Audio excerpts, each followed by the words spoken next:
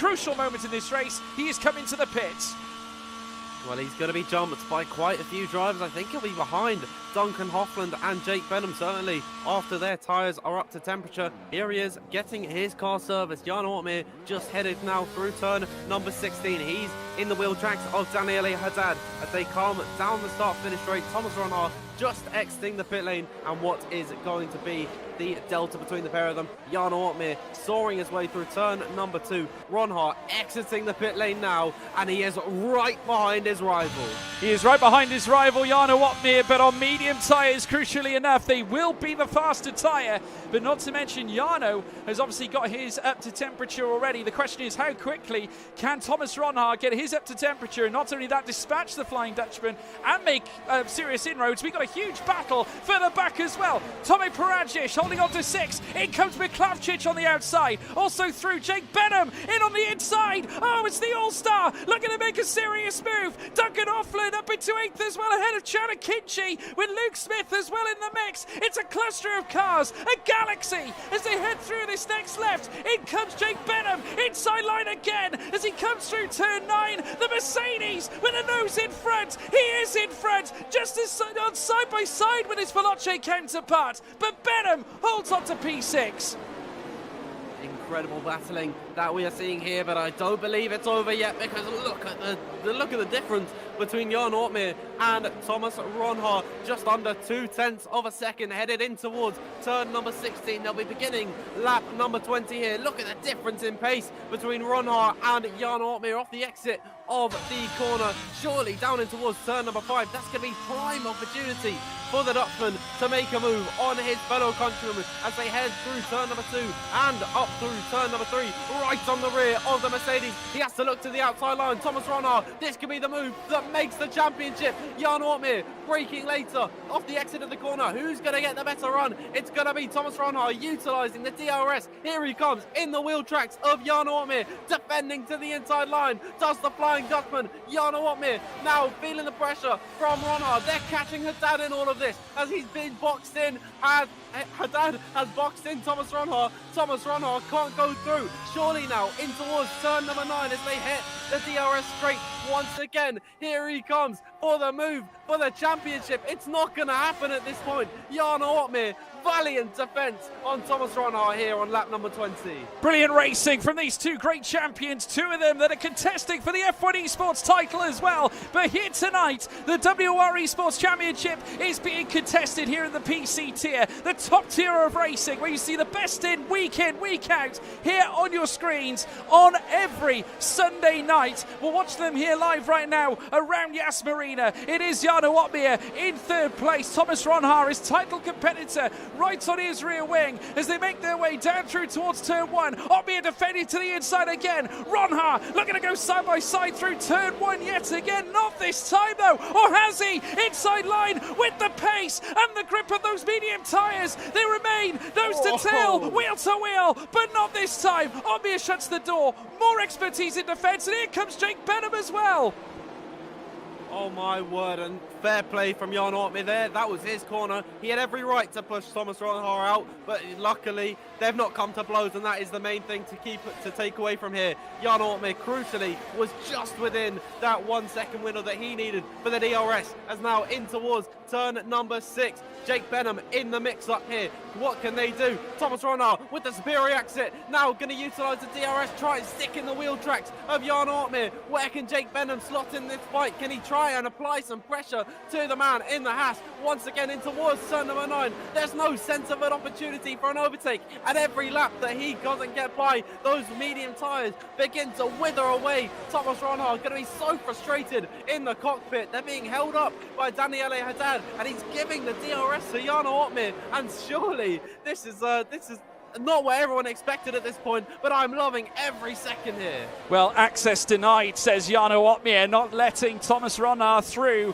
It's every which way Thomas Ronhaar can find it. They come together once again as they head down towards turn 1. Ronhaar now being forced to remain in behind the rear wing of that Mercedes. Jarno knows if he can keep him behind, make him use those tyres, make him wear the tread on that medium compound, eventually his heart will be in better condition as they head down in towards turn turn 5. Inside line again. Does Ronhaar go for it? He will. He'll go round here in turn 5 for the move for the Flying Dutchman. On the Flying Dutchman. Ronhaar up into third on track. He's finally done it. He's knocked on the door constantly. But Opmeer already getting in his slipstream. In comes Jake Benham as well. Ronhaar defends to the inside. Opmeer trying everything he can to bring back the position. He can't find it. Benham. Through goes Benham. Benham up into fourth as well. The two Mercedes switching it up. Perantis also getting ahead of Jarno Opmeer too.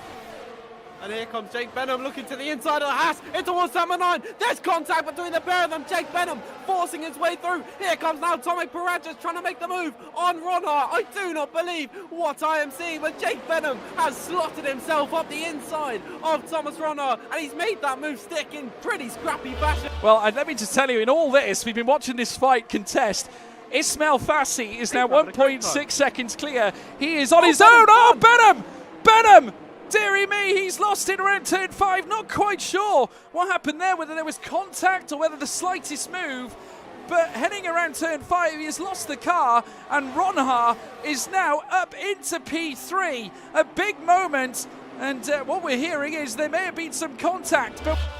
And it's about to get even more dramatic because we've just received word from the stewards room that Thomas Ronhaar has been given a 5-second time penalty for his collision with Jake Benham, meaning that the points he gains over Jarno Opmeer in this race will not be enough to usurp him in this championship fight. So Thomas Ronhaar through the final sector on circuit. He is going to win this race. He's been the fastest man all day long, but this penalty, this one fatal mistake will ruin his championship hopes, because through the final corner it is the Dutchman to win on circuit, but with the penalty applied he's going to lose a whole heap of positions, meaning that Jarno Opmeer is your season 13 WOR PC Tier 1 champion. It's been a season of twists and turns, but he's come out on top in dramatic fashion here in Abu Dhabi. I cannot believe what I have just seen.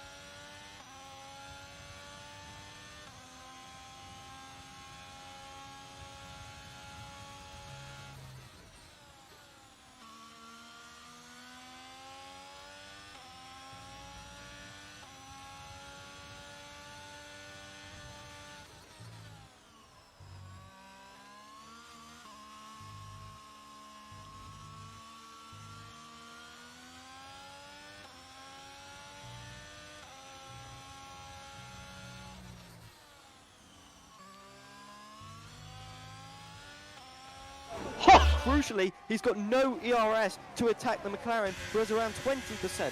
So that's critical for to stretch leg. And here we go. Could Thomas Ronhaar make a move down the inside? Oh my God, that's a late move there from Philip Schneider. Thomas Ronhaar had to back out of it at the last second. Oh I thought that was going to end in tears for a second. That was unbelievable stuff there from Philip Schneider. They're going to go side by side. And here comes Thomas Ronhaar. And here comes Jarno Opmeer down the inside. And he gets past all three drivers. Sensational racing from Jarno Opmeer. And there's contact with Ronhaar into turn 6. Unbelievable. He keeps the car under control. Thomas is so desperate to get in front of the McLaren, and he does. A bit of contact, but Jarno Opmeer with that race IQ. Slugfest for all of these guys. They've been in the trenches this whole race, fighting in and out, lap after lap. Who is going to come out on top for the final tour here in Abu Dhabi? Otis Lawrence leading from Longuet in second. Third is Alvaro Carreton. His medium tyres definitely going to be feeling the way at this point. Jarno Opmeer potentially looking up the inside to get himself onto the podium. They're onto the marbles down this straight. Jarno Opmeer looking up the inside inside. He sees Caraton, has no ERS, and there he is in towards P2 at the front of the order.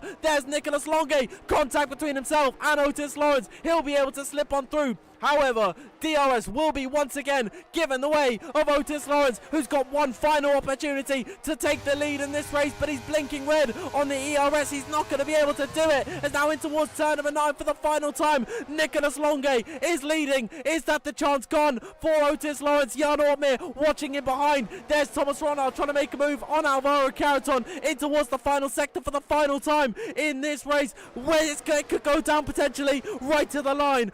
Nicolas Longuet started on pole position. He's hunting his third win of this season. Is now through the final corner. Otis, a last gasp Hail Mary move up the inside, but it wasn't enough because Nicolas Longuet to the line will take victory here in Abu Dhabi. Otis Lawrence in P2, third position for Jarno Opmeer after starting all the way down in 14th position in this race. What a drive for the Dutchman.